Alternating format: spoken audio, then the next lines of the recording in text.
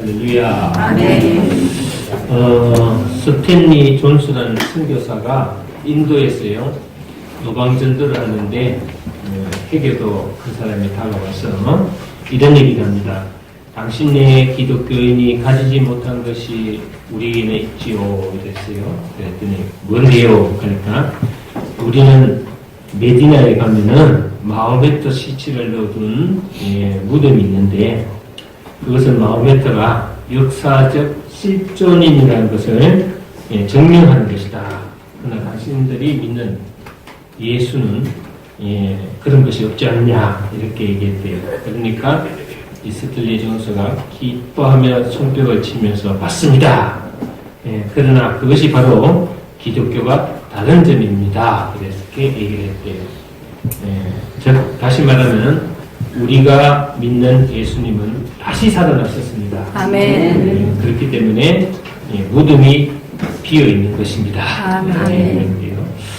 모든 종교는 인간들이 만든 신을 섬기거나 죽은 교주를 선택해서 신격화해서 섬기는 것이죠. 기독교는 다시 사신 예수 그리스도를 믿는 부활의 종교라고 할 수가 있습니다. 그래서 요한복음 11장 25절 26절에 주님은 나는 부활이요 생명이니 나를 믿는 자는 죽어도 살겠고 무릇 살아서 나를 믿는 자는 영원히 죽지 아니하리라. 이것을 내가 믿느냐 이렇게 얘기하셨습니다. 그 어떤 성인도 성년도 나는 부활이요 생명이라고 하지 못했습니다. 그리고 나를 믿으면 죽지 않고 영원히 산다라고 말한 사람은 아무도 없습니다. 근데 딱 한 사람이 있긴 있어요. 요 옆에 계시는 분인데요. 자기는 절대 안 죽는다. 그런데 요즘 계속 그 유튜브에 비치는 거 보니까요. 걸음도 제대로 못 걷고 지팡이도 겨우 짚고 다니고 옆에 부추기가 우리가 같이 다니고 이러더라고요. 참 그렇습니다. 요한복음 20장은 예수님께서 부활하신 후에 있었던 몇 가지 사건을 기록한 거죠. 그래서 우리는 오전에 18절 말씀 마리아가 나는 예수를 보았노라. 그리고 그 말씀을 들었다. 이렇게 간증하는 걸 들었죠. 토요일 날이 지나고 일요일 날이 되면서 새벽에 평소 주님을 사랑하는 막달라 마리아가 시체에 향품을 바르기 위해서 갔는데 예수님 무덤이 텅 비어 있습니다. 너무 깜짝 놀랐어요. 왜냐하면 굳게 닫았던 돌문이 열려 있고 주님의 시체가 없어졌기 때문이다. 누가 들어가서 예수 시체를 훔쳐갔다 이렇게 얘기를 하는데 말도 안 되는 거죠. 이 돌문은 장정 3명, 4명이 달라들어도 겨우 열까말까합니다. 한낱 가날픈 여인이 시체를 숨겨놓고 시체 없다 이렇게 하지는 않겠죠. 그래서 2절을 보면요. 제자에게 달려갔다 그랬습니다. 달려갔다. 이제 제자들에게 다른 박들을 했죠. 막 이렇게 달려가가지고 그 사실을 알렸다 이렇게 얘기했습니다. 그래서 4절 보시면은 보고를 받은 베드로와 그 다른 제자가 같이 다른질 하더라 그랬습니다. 이 다른질 제자가 누군지 아시죠? 그렇죠. 요한입니다. 요한이가 좀 젊었기 때문에 먼저 달려가서 뛰어가가지고 예수님인데 도착했어요. 베드로는 나이가 요한보다 나이가 많기 때문에 천천히 왔죠. 그런데 무덤 속에 들어가 확인한 사람 누구냐? 베드로가 먼저 들어갔습니다. 아시겠죠? 그래서 이 베드로가요 들어가 보니까 예수님이 정말 없는 거예요. 그래서 이 바울은요 신앙생활을 다른 질과 비교했습니다. 고린도전서 9장 24절에서 보면은 운동장에서 다른 질 하는 자들이 다 살아날지라도 오직 상 얻는 자는 하나인 줄을 너희가 알지 못하느냐. 너희도 얻도록 이와 같이 다른 질 하라 이렇게 얘기했습니다. 다른 질 이 경기에는 몇 가지 원리가 있습니다. 첫째는 정해진 코스를 달려야 된다. 아무리 다른 박자를 잘해도 그 코스를 벗어나면은 다 무효죠. 우리가 가끔 육상 경기를 보면요, 빵 하고 달리다가 또 중간에 그만둡니다. 왜냐하면 자기 선을 벗어나든지 반칙했을 때, 먼저 발걸음을 뛸을 때, 제트기처럼 빨리 달려도 정해진 트랙이나 코스를 벗어나면은 헛수고가 됩니다. 두 번째는 빨리 달려야 한다. 단거리건 마라톤이건 맨 먼저 도착하는 사람이 상을 받게 되어 있습니다. 다람쥐는 빨리 달려야 된다. 느릿느릿하면 안 되겠죠. 세 번째는 끝까지 달려야 한다. 정한 코스를 제 아무리 빨리 달려도 중간에 포기해버리면 의미가 없다. 자, 제가 왜 이 얘기를 하냐면 신앙생활도 똑같습니다. 신앙생활도 이와 같아. 이렇게 얘기가 할 수 있습니다. 자, 여러분, 정해진 길을 따라 달려야 된다. 정해진 법이 있고, 길이 있는데 그 길을 벗어나면 제멋대로 하면 안 된다. 이 중국 그 서해안, 우리나라 서해안, 중국 쪽에도 마찬가지 그쪽인데, 배사고가 많이 일어납니다. 왜 많이 일어나냐면은 정해진 코스, 배가 다니는 코스를 항로라고 해요. 항로, 슬로, 항로 이런데 그쪽으로 이 배들이 많이 벗어난대요. 거기에 배가 가야 될 길을 벗어나면은 만개가 끼고 해가지고 배길이 충돌하는 사건이 많이 일어난다고 합니다. 이런 신앙생활 하는데도 신앙의 진리의 길은 하나밖에 없습니다. 다른 길로 가면은 사고가 생깁니다. 바른 길로 바르게 달려야겠다. 신앙생활도 또 끝까지 해야 되겠죠. 기분 따라 한다든가 변덕 부린다든지 환경을 따라가는 것은 좋은 신앙이 아니다. 끝까지 완주해야 된다. 이번에 제가 참 조금 서운했던 거는요, TMC 가는데 어느 성당교회 성도가 절반이 빠졌더라고요. 그래서 그분들이 뭐 다른 교회로 옮기든지 이 교회 나오든 안 나오든 저와 지난주까지만 해도 나왔는데 저와 같이 했으면 끝까지 유종의 미를 남기면 얼마나 좋겠어요. 보니까 우리 새생명 성도들은 거의 다 왔어요. 거의 다 왔는데 어느 성당교회 교인들은 한 절반이 빠졌더라고요. 그래서 왜 안 왔냐 하고 제가 친한 성도에게 전화를 걸었더니 슬퍼서 안 보고 싶대요. 또 안 나오고 싶대요. 그래서 내가 그 말을 하면서 슬프든지 기쁘든지 우리는 함께 정말 왔던 길인데 처음도 끝도 함께 했으면 좋았을 건데 하는 아쉬움이 남더라고요. 그렇습니다. 우리가 끝까지 달려야 된다. 바울은 완주자였습니다. 디모데후서 4장 7절을 보면은 내가 선한 싸움을 싸우고 나의 달려갈 길을 마치고 믿음으로 지켰다. 이렇게 얘기하고 있습니다. 요한보다도 다람쥐 속도가 느리긴 했지만은 제일 먼저 무덤 속에 들어간 것은 베드로였다.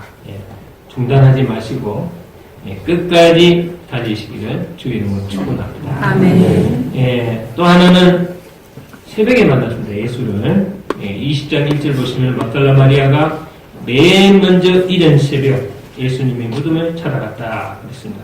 막달라 마리아는 귀신 들렸던 여인이었죠.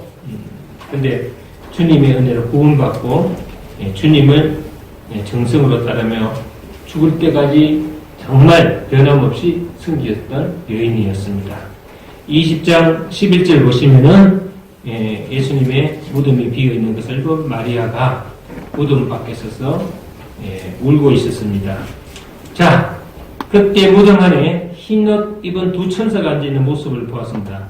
어찌하여 우느냐? 사람이 내 주를 가져다가 어디 두었는지 내가 알지 못합니다. 이렇게 얘기를 했습니다. 그때 마리아 등 뒤에서 다시 사신 주님이 계셨죠. 여자여 어찌하여 울며 누구를 찾느냐? 그러니까 마리아는 예수님을 무덤지기, 동산지기인 줄 알았는데, 예, 당신이 옮겨갔거든 가르쳐 주십시오. 제가 가져가겠습니다. 예수님 옮겼으면은 내가 가져가겠다 이 얘기를 했는데, 예, 그러자 주님께서 평소에 부르던 그 익숙한 목소리로 마리아야 이렇게 얘기하니까 마리아가 그때서야 예수님인 줄 알고 그 자리에 불쑥 주저앉는 사건이 일어났습니다.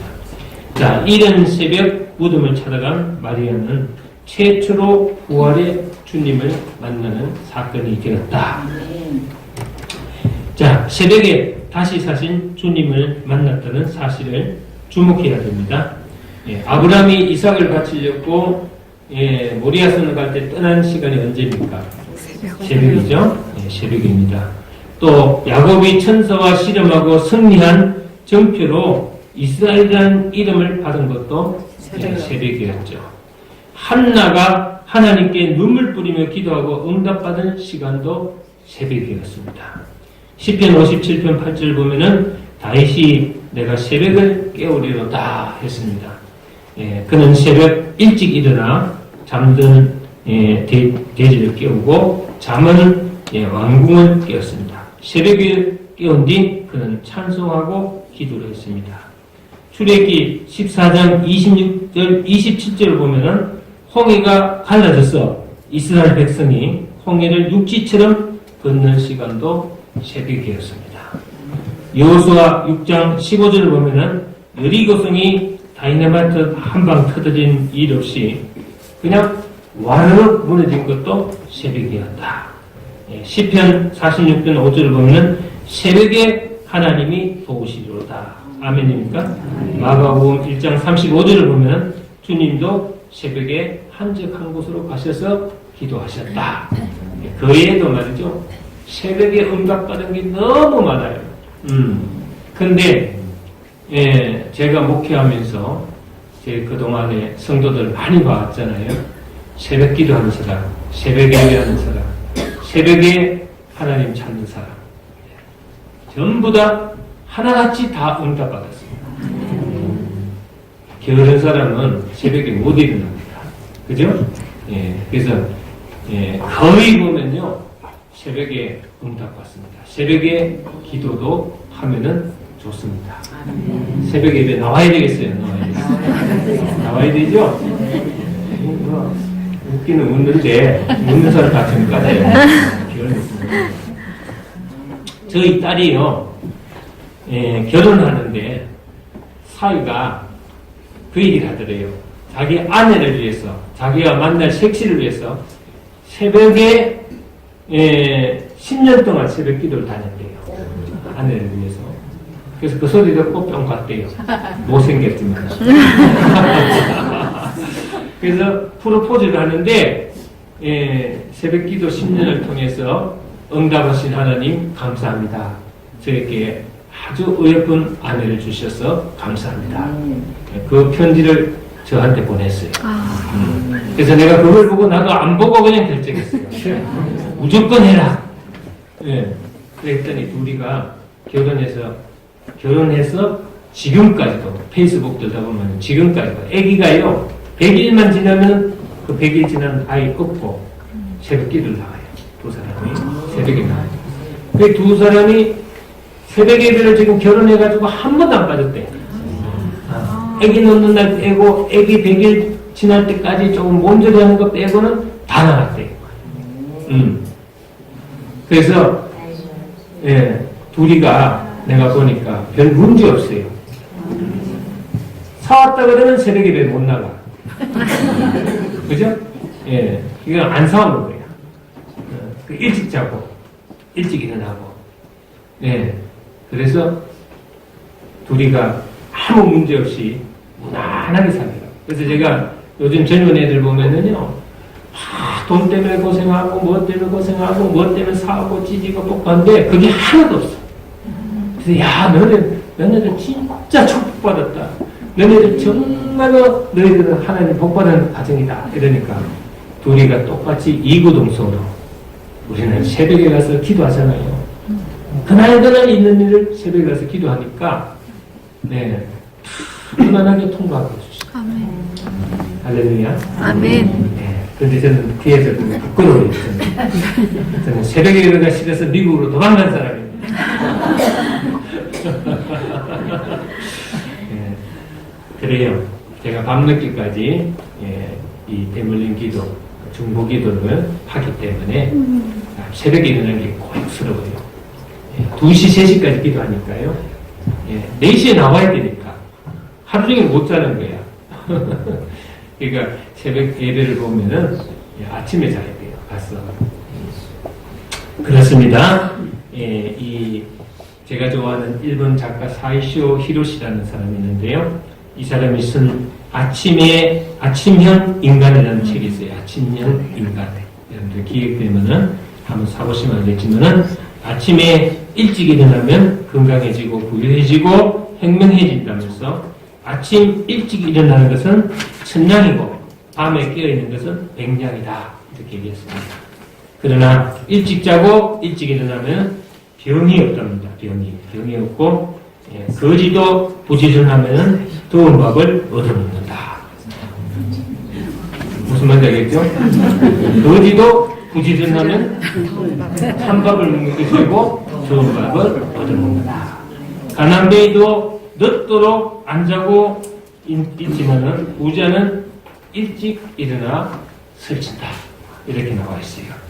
술과 늦잠은 가난의 지름길이다. 그래서 여러분들이 아이들이요 아침에 못 일어나는 아이들 9시, 10시까지 자는 아이들 이런 아이들은 나중에 고생해요.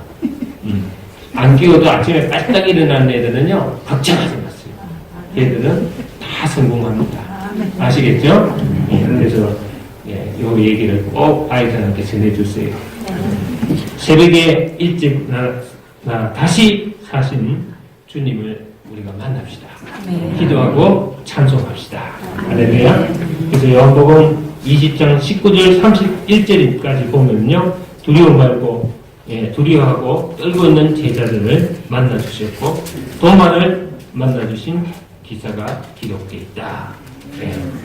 그래서 19절 이하를 보면은 두려워서 문을 닫고 있던 제자들께 다시 사신 주님께서 찾아오셨고 그들에게 두 가지를 명령하셨다. 부활하신 주님이 명령한 것이 무엇이냐 하는 것이 오늘 주 핵심입니다. 키워드입니다. 자, 첫째는 19절 보면 너에게 무엇이 있을지어다? 그렇죠. 오늘 말씀이 주목이 뭐예요? 평강이 있을지어다. 자, 그 뒤에도 21절에도 또 나오죠. 평강이 있을지어다. 두 번을 얘기했습니다. 평안하고 행복한 사람에게 평강은 그렇게 중요하지 않습니다. 그러나 불안한 사람, 늘 편치 못한 사람에게 평강은 큰 선물이 되는 것이다. 할렐루야. 아이들 셋이요. 나무로 만든 다리를 막 건너가고 막 뛰어오고 난리가 났어요. 근데 다리가 건너갈 때마다 삐끗 소리 나요. 나무인데. 그러니까 애들이요 놀래가지고 다리가 무너질 줄 알고 빨빨 기는 거예요. 둘이는 빨빨 기면서 야야야야야 다리 무너지려고 한다, 부서지려고 한다 이런.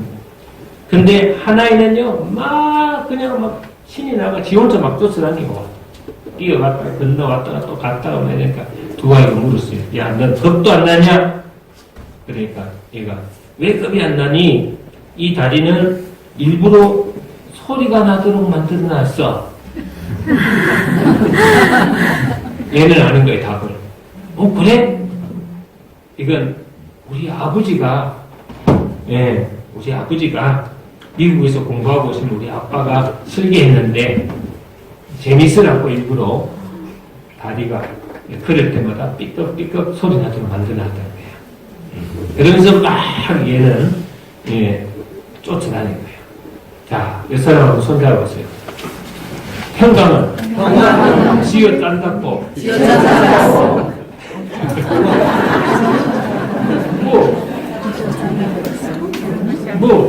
그 뒤에 말 못해요. 그게 아니라 주님이 주신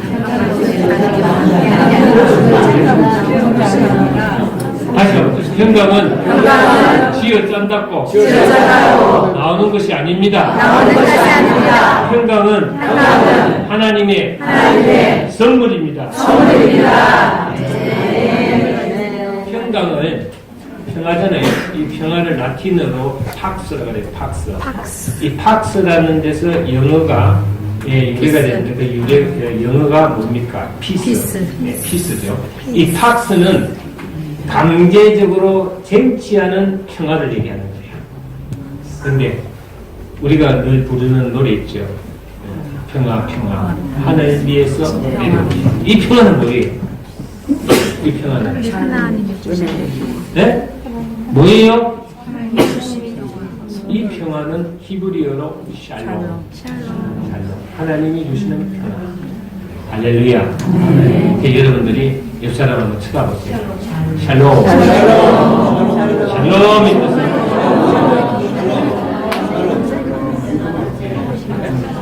하나님이 주신 축복을 받으라는 거예요. 인사가 샬롬. 하늘 위에서 내려오는 평화로움을 받아서 살아라. 이 말이에요. 그래서 이 유대인들은 만나기만 하면 샬롬. 옛날에 제가 정원장을 불러가 한번 그런 명령을 내린 적이 있어요. 엘림에서 무조건 만나는 사람마다 샬롬이라 해라. 내가 사무실 들어가면 다들 샬롬이라. 이래가 얘기를 했는데 들어가니까 쳐다보고 아무 말도 없어. 그래서 내가 다시 나갔다 오니까 한번 해봐라.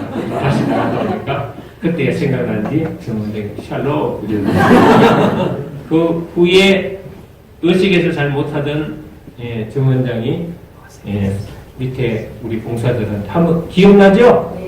샬롬 하라고 해가지고 이 온유 있을 때 이 엘림의 인사가 샬롬. 그게 뭡니까? 하늘 위에서 내려오는 하나님의 선물 평화. 할렐루야. 병든 사람에게 당신의 병을 고칠 수 있습니다. 실패한 사람에게 당신은 다시 일어날 수 있습니다. 죽어가는 사람에게 당신은 다시 살아날 수 있습니다. 이렇게 말해주는 게 평강이에요. 걱정하지 마세요. 해결될 것입니다. 뭔가 빠를 것입니다. 이게 평강이에요. 그러니까 이게 아무나 이 평강을 줄 수 없어요. 팍스는 찌어짜고 쟁취하고 만드는 것이 팍스예요. 사람이 만들 수 있어요. 불행하다는 사람도 돈 갖다 주면 행복해져요.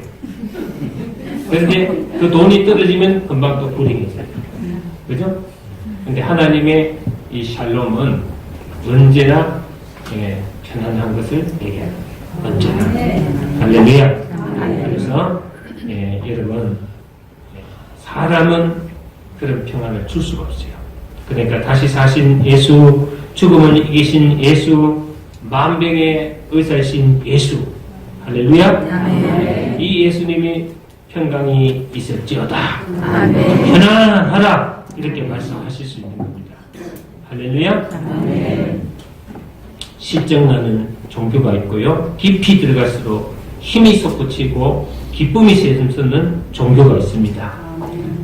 일본 속담에 보면요, 재미있는 속담이 있어요. 이거를 일본어를 좀 더 잘 배워가지고 이거 일본어로 하면 참 실감이 있는데 유감스럽게도 생각은 난 잘 못하겠어요. 발음이 맞는데.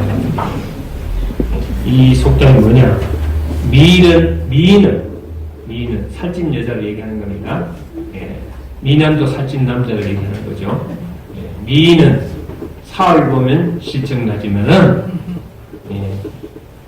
수녀는 사흘 보면 익숙해진다. 아시겠죠? 그래서 예쁜 여자들은 사흘 보면은 실증나지만은 그렇게 생긴 분들은 보면은 익숙해져가지고 좋아진다. 할렐루야. 사이비니 종교나 이단은 깊이 빠질수록 실증이 나고 불행해집니다. 그러나 예수 그리스도는 믿으면 믿을수록 좋고 깊이 빠질수록 행복하고 오래 만들수록 평안을 누리게 합니다. 할렐루야. 우리 강남은혜 교회에 신천지에 빠졌다가 돌아온 사람이 한 4-5명 계세요. 정말 돌아올 수 없는 사람이에요. 그래서 남편이 울면서 저한테 와가지고 우리 와이프가 신천지에 빠져가 뭐를 했는데 신천지에서 이혼하다가 이혼 당하고요. 또 뭐 옛날에 그 성가대 있던 사람 누구지? 이런 정난순. 지금은 전도사가 돼가지고 지금 다른 교회에 가서 사역을 하고 있는데요. 그분도 엄청 그냥 나를 예비겠어요. 5년을 쫓아다니면서 아들하고 자기하고 신천지에 빠져나고 자기는 빠져나왔는데 아들이 못 빠져나와. 또 떨려가지고. 그래가지고 본인 혼자서 달달거리면서 막 울고 불고. 오늘 오전에 제가 말씀드린 것처럼 내가 진짜 하나님을 믿는 표징이 돼야 돼요. 그죠? 예. 그러니까 딱 보면요, 뭐 네가 믿는 하나님, 네가 믿는 교회, 네가 지금 섬기는 신은 내가 볼 땐 죽었다 이거야. 너희들이 이단이다 이거야. 신천지가 그거예요.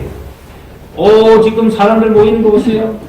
이 시대에 지금 병든 교회들은 자꾸 문 닫는데 우리는 자꾸 번성한다 이거예요. 봐라 이거예요. 가짜는요 얼마 안 가요. 진짜는요 진짜의 진가를 보여줘야 돼요. 그러니까 그들 앞에 본이 되어야 되고 더 잘해야 되고 나를 힘들게 할수록 더 밝아야 되고 더 포용력이 있어야 되고 믿음의 용량이 커져야 된다는 말이 그 말이에요. 제가 여름 되면 섬진강에 은은낚시하를 자주 가요. 은은낚시하면요 은어가요 수박 향기가 나요. 이 은어를 소장에 딱 찍어 먹는데 수박 냄새가 나요. 수박 냄새가. 그래서 은어가 참 맛있어요. 그러니까 은어가 요만한 손가락만 한데 이 은어가요 뭘 보고 달라든지 아세요? 탁탁탁 끓는 거 보고 달라든지. 그래서 이 은어낚시는 미끼가 딴 거 없고 쇳덩어리가 착한 거 막 빛내는 거요. 노란 신주 강택 낸 거, 은빛 나는 거 이런 걸 딱 따라가 그 밑에 낚시바늘 딱 따라가지고 물속에 딱 던져놓고 다르르 감으면 여기 와가 팍 그냥 집에 묻는 거예요. 요즘 젊은 애들, 요즘 사람들은요 이 악착거린 걸 보고 현혹돼가지고 그렇게 맞아버리는 거예요.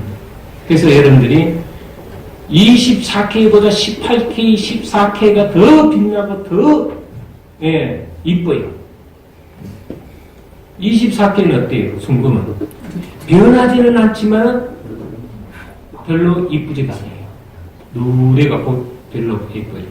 그래서 진짜 이쁘게 보이는 거는 14K, 18K 합금이 들어갔습니다. 가짜수로 더 빛나고 더 이쁘게 보여요. 가짜수로 야 너희 집안들이 믿는 그 종교는 다 가짜야. 너희 부모들이 저 지옥에 떨어지기 전에 빨리 우리 교단으로 끌고 와라 이렇게 교육하고 있어요. 그 걔들이 보면요 정말로 보니까 부모들이 믿는 것이 자기들 믿는 거 다 틀려요. 여기는 무조건 영세고 무조건 다 구원되고 무조건 다 좋은데 여기는 왜 까다롭고 힘들고 뭐 그렇게 정직하게 사는 게 왜 그렇게 힘드냐 이거예요. 자, 요번에 제가요 아무것도 아닌데 뭐 기자가 3명이 나와가지고 요번에 며칠 있으면 신문 나왔고요. 신문에도 나오고 TV 뉴스에도 나오고 하는 거예요. 우리 교회가 뭐 어마어마하게 큰 교회입니까? 대형 교회입니까? 그렇지 않아요. 조그마한 중령 교회예요. 중령 교회인데 왜 그렇게 기자들이 관심을 가지고 왜 그렇게 이슈가 되고 있습니까? 지금 그런 것이 없다 이거예요. 없다 이거예요. 진짜로 있어야 될 것이 없어요. 불의가 판치다 보니까 정의가요 기회예요. 진짜로 그렇게 해야 되는 것이 사실인데 사실은 없어지고 거짓이 판치다 보니까 사실이 귀한 거야. 그러니까 나는 어릴 때부터 이 신앙 교육을 받기를 하나님한테 거저가듯이 거저주고 하나님 건 하나님 걸로 돌리라고 하는데 지금은 교회 하다가 딱 나가면요 거기 있는 나무 조각 하나도 다 팔아먹고 나와요. 벽에 걸린 십자가까지도 돈 다 쳐가지고 팔아먹고 나온다. 그런 세상이 되어버렸어요. 그런 세상에 자, 눈 두 개 있는 세상에 가면 눈 하나가 병신이지만은 눈 두 개 있는 사람이 눈 하나 있는 세상에 들어가면은 눈 두 개 있는 게 병신이에요. 그러니까 요즘은 전혀 보기 어려운 일들이 일어났다. 그래서 내가 부끄러워요, 사실은. 뭐 이걸 가지고 이러냐고 부끄러워요. 내가 어제 인터뷰하면서 그래. 이건 참 부끄럽다. 우리가 응당히 해야 되는 것인데 이걸 가지고 이렇게 하느냐. 참 부끄럽다. 그런 얘기였습니다. 할렐루야.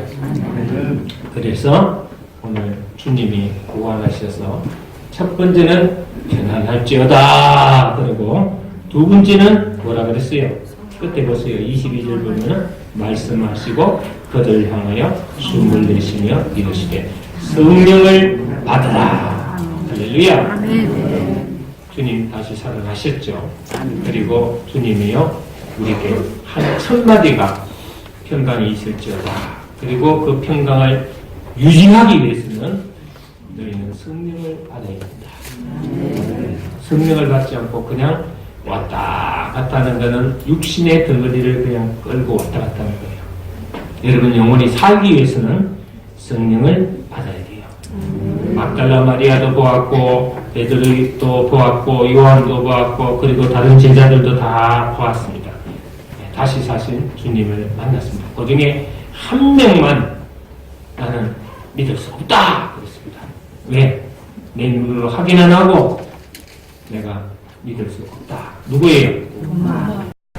도마가 그러니까 다른 제자들이 그에게 이르되 우리가 주를 보았다 하니 도마가 이르되 내가 그의 손의 못자국을 보며 내 손가락을 그 못자국에 넣으며 내 손을 그 옆구리에 넣어보지 않고는 믿지 아니하겠노라 그랬습니다. 이야, 이런 사람이 나타나서 때려 죽일 수는 없겠죠. 예? 우리 교회에서도 예? 내가 보기 전에는 못 뵙겠다 하면 때려 죽일 수 없어요. 근데 문제는 뭡니까? 예수님이 탁 나타나서 도마야 의심하지 말고 뭐라 그랬어요? 요한복음 20장 29절 보세요. 뭐라 그랬어요? 예수께서 이르실 때 너는 나를 본고로 믿느냐? 보지 못하고 믿는 자들은 복되도다 하셨다. 예, 주님 향해서 고백하시길 바랍니다. 한번 따라합시다. 주님, 다시 사심을 믿습니다. 평강을 주옵소서. 성령을 허락하옵소서. 알겠습니까? 평강을 누리고 성령을 받는 여러분들이 되시기를 주의 이름으로 축원합니다.